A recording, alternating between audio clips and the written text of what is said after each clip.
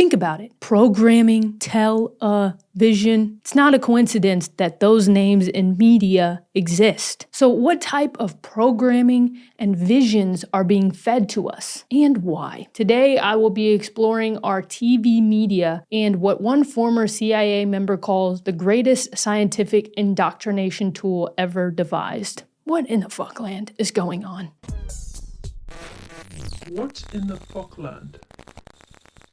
Have you heard of the saying, what you think about, you bring about? Or maybe what you consume consumes you? These two sayings, and many more like it, can be explained by one of the 12 spiritual laws of the universe, the law of attraction, which basically states a person's positive or negative thoughts brings in positive or negative experiences into their life. Well, if that is true, don't you think people engaged in politics or education, health, entertainment, or other public and private sectors would be inclined to create a positive world for all of us instead of destroy it with negativity? It sounds like common sense to me, but then I thought about it. Happy people are content. Happy people want nothing. Happy people usually don't have a lot of problems. And if business is built around selling people solutions for problems they have, well, if happy people have no problems, then businesses make no money. There's no money in happy. So instead, we are kept in fear, drama, and negativity. And I see a lot of this in what is being shown to us on television.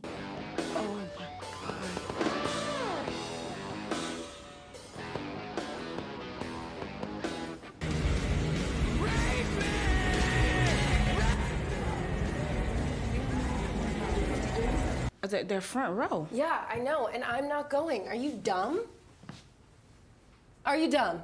It's no wonder drama is the most popular genre. It's no wonder true crime has exploded. It's no wonder the government funds your favorite movies about war. And it's no wonder that since reality TV has been introduced, our interpersonal relationships have gone to shit, people feel more entitled than ever, and our trust in other people has gone down, while our skepticism of them has gone up. The average adult spends 20% of their day watching TV. Of course, we have the choice to put on whatever channel we want, whatever episode we want, but that doesn't mean we have full autonomy of what we are being fed. It's like saying you can choose to smoke any type of cigarette you want, you're still gonna be smoking what's in the stick. I continue to realize that in my past, I've really trusted everything I've seen on TV with blind eyes. I thought just because it's on the news, the information must be true. Or just because it's an entertaining show, it must be harmless. Or just because I have a favorite character on a favorite show, and then they step out of that show as a real person and give their opinion on worldly views, etc., then I must trust them. If this is also you, stop.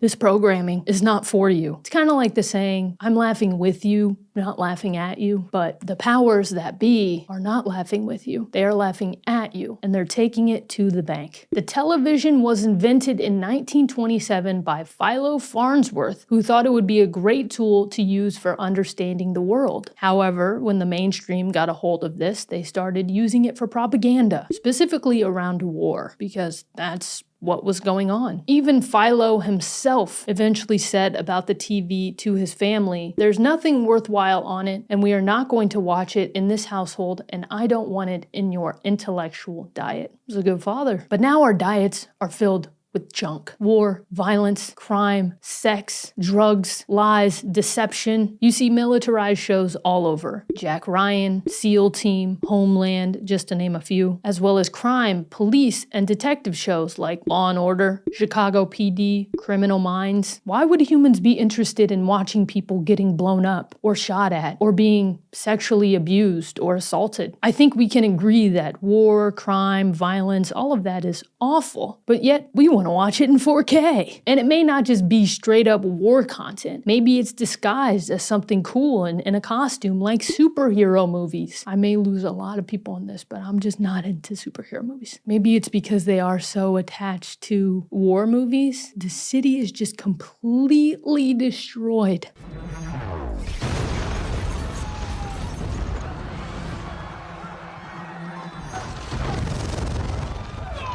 Maybe the creators of these shows just love the art of war, or they love setting bombs off even though it destroys real land on our planet. Or maybe they just really love the fit of like military and like detectives, and it's like really cool and they get to have a badge and stuff. Or maybe they like paperwork. I don't know. I'm still trying to figure it out. Oh, that's right. They're funded by the military-industrial complex. When people go into a cinema, when people sit down to watch Netflix and they're thinking it's just entertainment, this is perhaps the most dangerous belief to hold.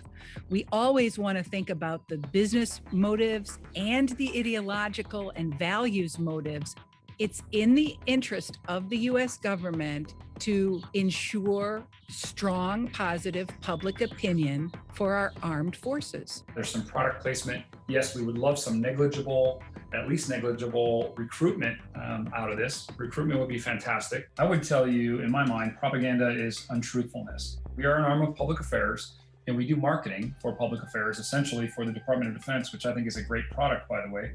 You can say it's product placement if you want. We're doing nothing different than any civilian privatized company would do. We want to put our best foot forward, and we want to show our best. We're proud of who we are and what we do. But war propaganda is just one of our television pillars. Studies show that 79% of adults in the US watch reality TV, and the romance genre of reality TV takes up about 39%. And while maybe they want you to believe that shows like The Bachelor are really just about finding your true love out of 25 people, I don't know, it's not about that at all. Studies of people who watch reality dating are more likely than non-watchers to view dating as a game, to drink alcohol on dates, and to view peers as being more sexually active. So what does that mean? Well, they want you to treat people like pawns. They want you to drink alcohol, which can lead to mindless decisions, while also keeping the alcohol market happy. And they want you to think everyone is getting down and dirty. Viewers of makeover shows, such as Extreme Makeover, or Extreme Makeover Home Edition, or Queer Eye, are more likely to be appearance-oriented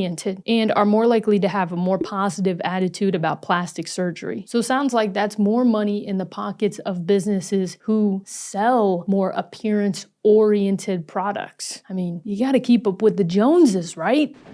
You must be Jeff. I'm Tim. This is my wife, Natalie. We're the Joneses.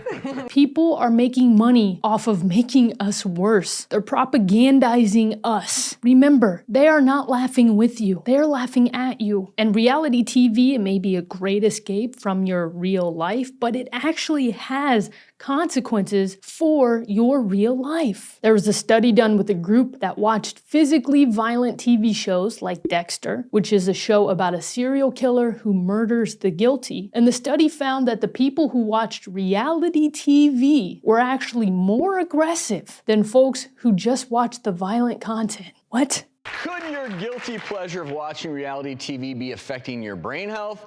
Well, two journalists from the Washington Post conducted an investigation to find out. So what percentage of this is filled with reality television? Greater than the desirable amount. When this season's villain, Crystal, came on, Hannah's amygdala was extremely active, which is a center of the brain associated with strong emotions and particularly with anger. Little rage. Yeah, a little bit of rage. But at the same time, and this is the part that we found especially interesting, her striatum also lit up, which is a part of the brain that's associated with pleasure and addiction. So while she was feeling extremely angry towards Crystal, she also really loved it. I'm addicted to Crystal. While I do think reality can have some benefits, most of it is garbage. It's kind of like saying, hey, smoking cigarettes has some positive attributes like relaxing or socializing with people, but really it will probably cause you to die younger. And I keep mentioning cigarettes because they are so much like TV and many other markets in the US, and it's because all of them are addicting. Surprise, surprise. Premium streaming services are preying on our psychological weaknesses, and they know it. Rather than thinking about them as part of millennial mating rituals, we should think of streaming services as faceless, all-consuming algorithms trying to sell you more of what they've already gotten you addicted to. On top of the stories that are created and the messages that are fed to us, I find it fascinating. As a society, we have learned to glorify things we hate. For example, our culture has been taught to hate rich people, yet we love watching them on TV. I found an article titled 20 Movies and TV Shows About Horrible Rich People. You can find The White Lotus, Billions, Succession, and usually those rich characters on our screens are going through drama or secrecy or murder, vindictive behaviors. So we're taught to hate rich people, and then we watch TV shows about rich people who are played by rich people. Why are we so obsessed with rich people? And again, we hate when crime happens, right? But we love watching it on TV or even listening to it on a podcast. Studies show that 61% of women engage in true crime content, whereas only 52% of men are engaged. And women are 2.5 times more likely than men to consume true crime content to prepare for unsafe situations. Maybe this is just me, but if I'm going to prepare for unsafe situations, I'm not going to do it on my couch watching true crime. I'm gonna go to the local boxing gym. I'm gonna learn how to box. I'm gonna learn self-defense. I'm gonna learn Taekwondo. I'm gonna learn Muay Thai. I ain't gonna sit on my couch and watch true crime. Ladies, come on. I understand there are real, serious consequences and unsafe situations for women, but they be like, I don't feel safe on the streets. And in their ears, they're like, and then he took the woman into his place and he cut her up.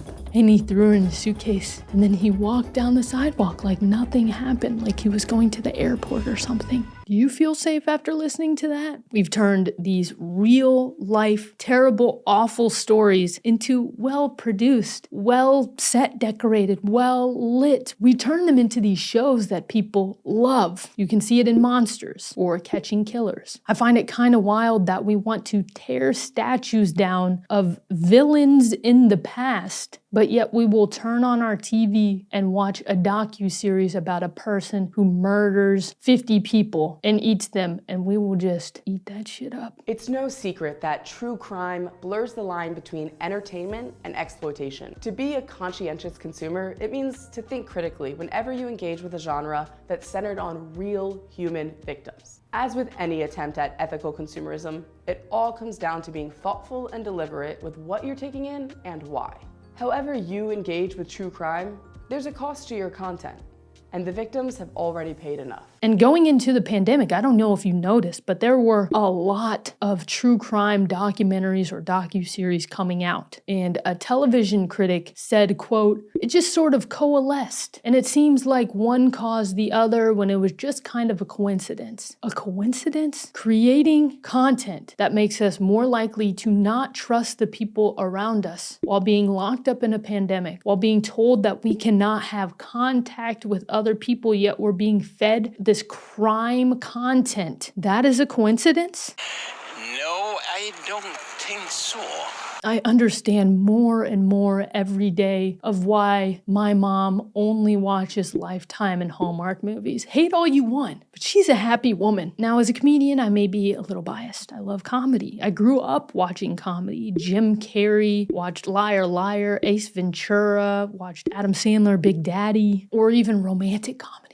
He's Just Not That Into You, or Valentine's Day. I really like those ensemble movies, I don't know. Or even National Treasure. I will die going down saying that National Treasure is a romantic comedy. But comedy always brought a light to my day, even now. And I had never been into scary movies or horrors, thrillers. Like, I already have anxiety, so I don't need any help with that. Like, you're watching it at night, alone, in your bed? Something's wrong with you. But I do question, why are these true crime shows, these really gory shows, getting greenlit? They say there's more demand for true crime and documentaries about murderers and serial killers. I just find that hard to believe. Like, are we the people actually going out there writing to the studios? I would love to see a short docu-series about that man who killed all of these people and cut them up and ate them, so I can sit in my bed with a cup of tea and, well, hear the tea. And you can't even believe that these documentaries or these docu-series aren't edited or fabricated in some ways for your entertainment. They may not even be the whole true story, and that's disrespectful to the victims of the story, just to make it more entertaining so more people will stick around and get addicted. And then probably what they do from fabricating these stories and get high numbers on watchers, viewers, and then they take it to the studios, to the businesses, to the investors and say, hey, look, there's a demand for this. It's like getting people addicted to cigarettes and then showing them the numbers of, look how many people are buying it. It's just on their own. They're just buying it on their own. It's just, we're just putting the product out there and maybe addicting, maybe. There may be some consequences of why they continue to stick around, and it may not be for their health or the health of the world or our culture, but hey, there's a demand for it, and we have to listen to the people. I have never demanded that. I demand laughter and feel-good stuff, feel-good stories, feel-good journeys of people overcoming stuff, not just mass murder. I don't.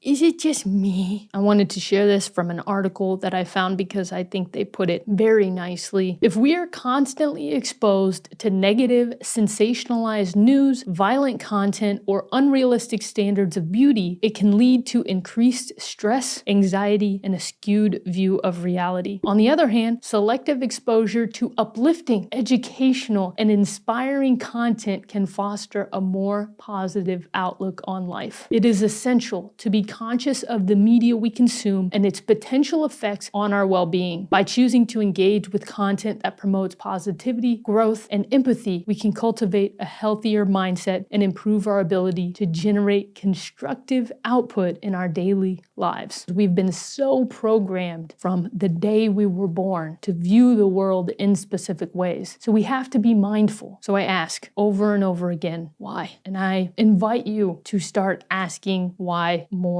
and more. Like I said, we are free to watch whatever we want. I won't stop you. But maybe sometimes we should ask ourselves, should I watch this? Does this type of consumption make my life better or make my life worse? Maybe evaluate the time that you're spending in your life binge watching addictive television to where you could spend with family, friends, growth, meditate, journal, catch up with people, doing things that are more constructive for our lives. And looking out for yourself. I mean, these people are literally making money off of making our lives worse. And so what we have to do is we have to start caring about ourselves because nobody else is going to do it for you. And there's so much of TV that I didn't even hit today. I'm just going to start off in little baby steps with you, okay? All right, thank you so much for watching. Please hit the like button, subscribe if you haven't already, leave a comment below. I want to know uplifting shows that you watch, your thoughts on the episode. So please do that, comment, share this with people who you think would like it or with people who you think wouldn't like it. That would be kind of funny, actually. All right, y'all, thanks for tuning in. I will see you next time.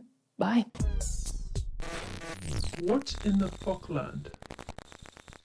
I watch comedy all the time. I watch Parks and Rec. I watch Veep. I watch it over and over again. And I had someone tell me one time that it sounds like I have an anxious attachment because I watch a comedy series over and over again. And to that is, I say I don't care. I would rather watch something that makes me laugh than watch something that somebody's being blown up. I don't care. I will watch Veep for the rest of my life if that means I don't watch a superhero movie.